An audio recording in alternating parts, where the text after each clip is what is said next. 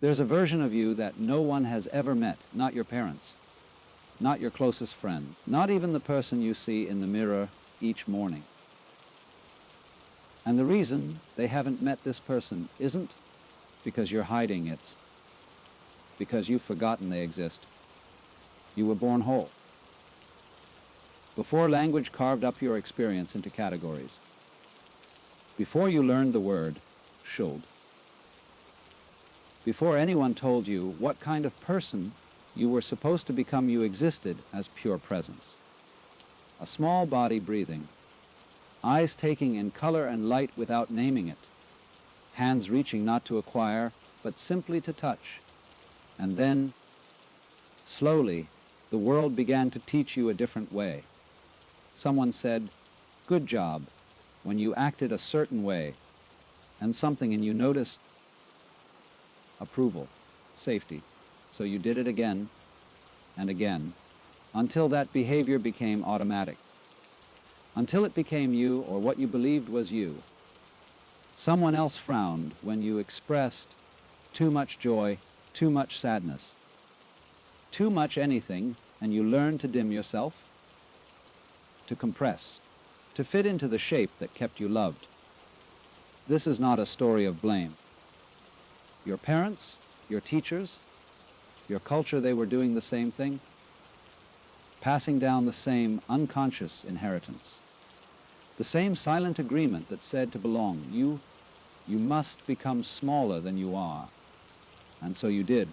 You built a character, a personality, a carefully rehearsed way of moving through the world. You memorized your lines. You learned when to smile, when to stay quiet, when to perform competence, when to hide doubt. You became so good at playing this role that you forgot it was a role at all. The habit isn't something you do. It's something you've become. It's the reflexive need to be liked, the compulsion to fill silence with words, the urge to justify your existence through productivity, the inability to sit still without your phone, the way you apologize for taking up space, the way you harden when you feel vulnerable, the way you scan every room for approval, every face for validation. It's the voice that says, "I'm not enough," and then works tirelessly to prove otherwise. This habit has a name, though we rarely call it by its name. In Zen, they call it the false self. In Sufi poetry, it's the veil. In psychology, it's the conditioned identity. In the noise of everyday life, we just call it normal. But here's what no one tells you. This version of you, the one you've been polishing and protecting and presenting to the world, isn't actually protecting you. It's exhausting you. Because maintaining a mask requires constant energy. Every moment you spend being who you think you should be is a moment you're not being who you actually are. Every interaction filtered through the question, "How do I appear?" is an interaction where you're not fully present. You've been auditioning for a role in your own life. And the tragedy isn't that you're playing a character. The tragedy is that you've been playing this character for so long. You think the character is the only thing you are. But there's something underneath, something that doesn't need to be improved. Something that doesn't need to prove itself. Something that existed before you learned your name and will exist after you forget it. Your parents didn't name this part of you because it can't be named. Language can only point toward it the way a finger points at the moon helpful, but not the thing itself. The mystics called it consciousness. The poets called it the soul. The psychologists call it authentic presence. But words always fall short because this part of you exists before words. It's the awareness reading these words right now. Not the thoughts about the words, the awareness holding the thoughts. It's the space in which your entire life is happening, the silent witness, the open sky that allows every storm to pass through without being damaged by it, and the habit that's been hiding this true self. It's simpler than you think. It's the habit of trying. Not trying in the sense of effort toward a goal, but trying in the sense of striving to be something other than what you are in this moment. The endless internal commentary, the constant self-improvement project, the chronic dissatisfaction dressed up as ambition. You've been trying so hard to become that you forgot how to simply be. Every spiritual tradition points to this same truth. You already are what you're searching for. The peace you seek isn't at the end of some journey. It's here, now, underneath the noise, underneath the performance, underneath the desperate habit of trying to be anyone other than the presence you've always been. But this isn't about abandoning your personality. It's not about rejecting your humanness or floating away into some blissed out-detachment. Your personality is the instrument. Your conditioning is the medium through which consciousness moves in the world. The question is, are you playing the instrument, or is the instrument playing you? Are you choosing your responses, or are your old patterns choosing for you? When someone criticizes you, who responds your true self, or the wounded child still trying to prove their worth? When you're alone with silence, who's uncomfortable your essence? Or the habit that only knows itself through noise? The answers live in the gap between stimulus and response. That tiny space of awareness before you react, before the mask snaps into place, before the performance begins again. And in that gap, everything changes. Let me tell you what this habit actually does to your life. It wakes up with you. Before you even open your eyes, it's already there, the quiet anxiety about the day ahead, the mental list of who you need to be, the performance schedule. And you comply without question, because this is what mornings have always been, the daily reconstruction of the self. You check your phone, scroll, compare, measure yourself against curated lives. The habit feeds on this. It needs constant reference points to know if it's doing enough, being enough, appearing enough. You speak to someone you love, but you're not fully there. Part of you is monitoring how you sound, how you look, whether you're coming across the way you want to. The words you say are filtered through an invisible committee. Will this make me seem intelligent? Kind, put together, interesting. Even your kindness has become a performance. And when you're alone, really alone, the habit panics. Because alone, there's no audience, no one to perform for, no external validation to confirm you exist. So you fill the silence, you scroll, you binge, you work, you plan, you worry. Anything to avoid the quiet space where the question lies, who am I when no one's watching? The habit has convinced you that stillness is dangerous, that if you stop performing, stop producing, stop trying, you'll disappear. You'll be exposed as insufficient, unworthy, unloved. But here's the twist: the trying itself is what's making you disappear. Think about a child at play, lost in imagination, building towers, making up stories. There's no self-consciousness there, no performance, no separation between the child and the playing. They aren't trying to play correctly. They aren't worried about whether their play is good enough. They're simply present, fully alive in the moment. You were that child once. And then somewhere along the way, play became work. Joy became achievement. Presence became performance. You learn to edit yourself in real time, to curate your spontaneity, to manage your image even in moments of supposed freedom. The Sufis have a teaching. The eye through which you see God is the same eye through which God sees you. In other words, there's no separation. The observer and the observed are one.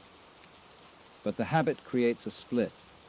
It builds a false observer, the judging voice, the inner critic, the constant evaluator. And this false observer stands between you and direct experience. You're not tasting your food. You're thinking about tasting it. You're not listening to music. You're judging whether you like it, whether it says something about you. You're not in the conversation. You're rehearsing what you'll say next. Life becomes something you think about rather than something you live. This is the architecture of the illusion. The habit builds a fortress of thinking around raw experience. It tells you that you need to understand yourself to be yourself, that you need to improve yourself to be worthy, that you need to control yourself to be safe. But understanding is not presence.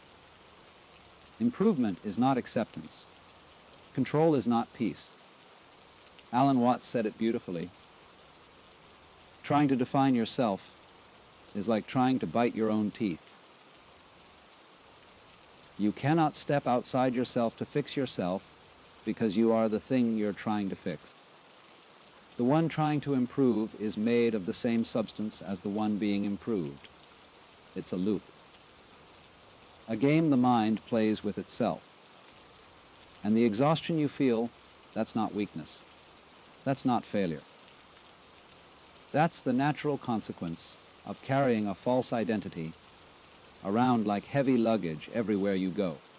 Imagine wearing a mask 24 hours a day. At first, you might forget it's there. But eventually, your face would ache. Your skin would long to breathe. You'd feel the weight of it even in your sleep. This is what the habit has done. You've been wearing the mask so long that removing it feels dangerous, like you'd be naked, exposed, defenseless. Who would you be without your story, without your carefully managed image? Without the identity you've built from accomplishments and roles and other people's opinions? The ego trembles at this question, because the ego is the habit. It's the accumulated patterns, the stored strategies, the conditioned responses. It's not evil. It's not even wrong. It's just limited, like a set of training wheels that were helpful once, but now prevent you from really riding. At some point, you have to let go of the handlebars, not into recklessness, not into chaos, but into trust, into the understanding that there's something deeper than the thinking mind, something that knows how to beat your heart without you trying, something that grew you from a single cell without consulting you. That same intelligence is still here, still operating, still breathing you, still aware through your eyes. The habit is the interference pattern, the static between you and the signal. And here's what makes it so subtle. The habit disguises itself as you. It speaks in first person. It says, I need to be better, and you believe it's you talking. It says, I'm not doing enough, and you accept it as truth. It says, I have to figure this out, and you think it's wisdom, but it's not you. It's the echo of every voice that ever told you that you weren't enough as you are. It's the internalized judgment, the borrowed anxiety, the inherited fear. And the moment you see it clearly, really see it, something shifts. Not through effort, not through more trying, but through simple recognition. like realizing you've been clenching your jaw all day. The moment you notice, it relaxes. Not because you forced it, but because awareness itself is the release. So what happens when you stop? When you stop trying to be impressive, to be perfect, to be something? The mind says collapse, failure, insignificance. But experience shows something else entirely. There's a Zen story about a student who came to a master and said, "I want to achieve enlightenment. What should I do?" The master replied, "Do you hear the mountain stream?" "Yes," the student said. "Enter there. Not through trying harder, through listening deeper. Through returning to what's already here when the noise stops. When you stop performing, what remains is presence. When you stop defending, what remains is openness. When you stop proving, what remains is peace. This isn't passivity. This isn't giving up. This is recognizing that your true nature doesn't need to be achieved because it's already the case. You are already the awareness in which all experience arises. You are already the space that holds everything. The clouds pass through the sky, but they don't damage the sky. Your thoughts, emotions, experiences, they move through awareness, but they don't damage what you essentially are. The habit wants you to identify with the clouds, to believe you are your thoughts, your emotions, your history. And when you believe this, you become fragile. Every criticism feels like an attack on your essence. Every failure feels like proof of your inadequacy. Every loss feels like a diminishment of who you are. But what if you're not the cloud? What if you're the sky? What if every storm you've ever weathered passed through you without ever touching what you truly are? This is not a metaphor. This is direct experience available right now. Notice the thoughts moving through your mind. They appear. They dissolve. But what's aware of them? What remains constant while thoughts come and go? That's you, the real you. The true self that doesn't need improvement, because it exists before the concept of improvement. It doesn't need to be loved, because it is love itself, not the emotion, but the unconditional allowing of what is. Rumi wrote, "Your task is not to seek for love, but merely to seek and find all the barriers within yourself that you have built against it. The habit is the barrier. It's the wall of should and must and try and prove. It's the constant negotiation with reality, the endless internal argument about what is versus what should be.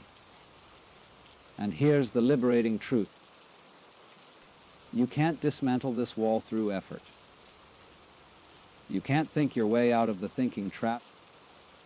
You can't use willpower to transcend the will. What you can do is see it, clearly, without judgment, without trying to change it. Because seeing clearly is itself the transformation. When you notice yourself performing, you're no longer lost in the performance. When you catch yourself trying to be someone, you've already stepped back into being. When you observe the habit, you're operating from something deeper than the habit. This is the great undoing, not through force, through awareness. It happens in moments. You're about to say something to impress someone, and you pause. You notice the impulse. And in that noticing, something softens. You speak or you don't. But either way, you're no longer trapped in the automatic pattern. You're scrolling through your phone, measuring yourself against others, and suddenly you see what you're doing. The awareness breaks the trance. You might keep scrolling, but you're no longer identified with the comparison. You're watching the pattern, rather than being the pattern. You're defending yourself in an argument, and mid-sentence, you recognize the fear beneath the defense, the old wound trying to protect itself. And instead of explaining yourself further, you simply stop. You let the other person be right, not because they are, but because being right no longer matters as much as being present. These moments accumulate. They rewire you, not through force, but through repeated recognition. The habit loses its grip, not because you fought it, but because you stopped feeding it with your identification. Every time you notice the performance and choose not to continue it even for a moment, you're practicing freedom. Every time you catch yourself seeking approval and you pause instead of chasing it, you're returning to your essence. And slowly, the center of gravity shifts. You stop living from the conditioned self and start living as awareness itself. The personality remains. You still have preferences, quirks, a sense of humor, a way of being in the world. But you're no longer imprisoned by it. You wear it lightly, like a coat you can take off. This is what the sages mean by liberation. Not escape from life, but freedom within life. Not the absence of ego, but the end of being controlled by ego. You can think without believing every thought. You can feel without being overwhelmed by every emotion. You can act without being defined by every action. Because you've remembered what you are beneath all of it. Not a separate self trying to survive in a hostile world, but consciousness itself vast, open, indestructible temporarily, wearing the costume of a human being. And from that recognition, everything becomes simpler. Not easier, necessarily. Life still brings challenges, but simpler, because you're no longer fighting yourself. You're no longer divided between who you are and who you think you should be. There's just this. Now, breath moving, heart beating, light coming through the window, the taste of coffee, the sound of a voice, the feeling of being alive. No story needed, no performance required, no proof of worth necessary, just presence, simple, immediate, whole. And the deepest rest you've ever known begins there not in doing more, but in being what you already are. So how do you live from this place? Not as a concept, not as something to achieve in the future, but as a living reality today, right now, in the middle of ordinary life. You start with honesty. Radical, uncomfortable, liberating honesty. The next time you're in a conversation and you feel the urge to impress, notice it, don't judge it. Just see it clearly. There's the habit. There's the pattern. There's the old fear trying to keep me safe by making me significant. And then make a different choice. Speak simply. Or don't speak at all. Let yourself be ordinary. Let yourself be unimpressive. And notice that nothing terrible happens. The world doesn't end. You don't disappear. In fact, something unexpected occurs. You become more present, more real, more connected. Because you're no longer performing your being. The next time you reach for your phone to fill empty space, pause. Feel the discomfort of the emptiness. Don't rush to fill it. Sit with the restlessness. Watch it like you'd watch waves on a shore. It will pass. It always does. And what remains is a quiet that isn't empty. At all, it's full of presence, spacious with awareness. The next time you apologize for existing, for speaking up, for taking time, for having needs, catch yourself. Ask, who taught me I was too much? Who convinced me I needed to shrink? And then gently, firmly, reclaim your space. Not aggressively, not to prove anything, but simply because you have as much right to exist as anyone else. Your presence is not a burden. Your needs are not inconvenience. You are allowed to be here, fully, without apology. This is the practice in noticing the habit and choosing presence instead. Not once, not as a dramatic transformation, but moment by moment, breath by breath, conversation by conversation. And some days you'll forget. You'll get lost in the performance again. You'll spend hours trapped in the trying, the proving, the perfecting. And that's okay. Because even noticing that you forgot is a form of remembering. There's no failure here, just a gradual awakening. A slow coming home to what was always here. The Vietnamese monk Thich Nhat Hanh taught, the wave does not need to die to become water. She is already water. You don't need to become your true self. You already are. You've always been. Every moment of seeking, every moment of trying, every moment of feeling insufficient, it was all awareness experiencing itself, playing hide and seek with itself. And now is just the moment when the seeking stops and the finding begins. Not finding something new. Finding what was always here beneath the noise. Your life doesn't have to look different. You don't have to quit your job, move to a mountain, or sit in meditation for hours, though you might. What changes isn't the external circumstances, it's the internal relationship to those circumstances. You stop resisting what is. You stop arguing with reality. You stop needing things to be different before you can be at peace. And paradoxically, from that place of acceptance, real change becomes possible. Not change driven by lack and fear, but change arising from wholeness and love. You can work toward goals without needing the goals to complete you. You can pursue excellence without needing excellence to prove your worth.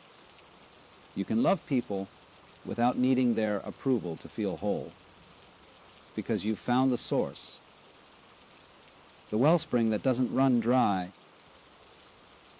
the part of you that doesn't need anything from anyone because it already is everything. This is what the mystics were pointing toward, what the poets were singing about, what every spiritual tradition tries to communicate in its own language. You are not separate. You are not broken. You have never been anything less than whole. The habit whispers otherwise. It will probably whisper for the rest of your life. Old patterns have deep grooves. But you no longer have to believe the whisper. You can hear it and recognize that's just the old story, the inherited fear, the conditioned response. And then you can choose something else, not through effort, through recognition, through remembering who you are beneath the story. Here's what I want you to know before we end. The person you've been looking for in self, help books, in relationships, in achievements, in approval, that person isn't waiting for you in the future. They're here, now, reading these words, breathing this breath. Everything you've been trying to become, you already are when the trying stops. Every quality you've been chasing is already present when you stop running. Peace isn't something you achieve. It's what remains when you stop pursuing achievement. Love isn't something you earn. It's what you are when you stop believing you need to be earned. Freedom isn't something you find. It's what you discover you've always been when the cage of conditioning becomes visible. So stop, even for just this one moment. Drop the mask. Release the habit. Let yourself be this exactly, this nothing added, nothing taken away, and feel what's been waiting underneath all along. Not someday, not when you've figured it out, not when you've become worthy. Now. Here, in this breath, in this beating heart, in this awareness that has never left you, even when you forgot it was there. You are already home. You've always been home. Welcome back.